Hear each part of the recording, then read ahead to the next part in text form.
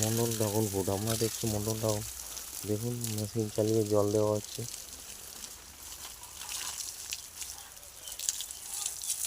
মাসিং করা আছে।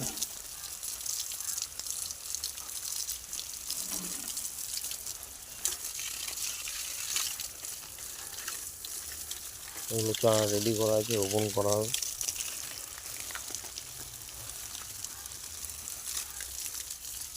এগুলো ধনে পাতা ফুল চলে এসছে।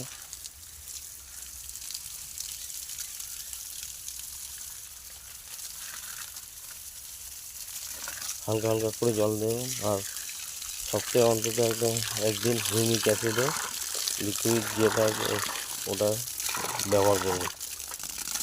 মাসে 3 বার করে খোল জল ব্যবহার করবেন। গাছ দেখবেন কেমন গাছ, দেখুন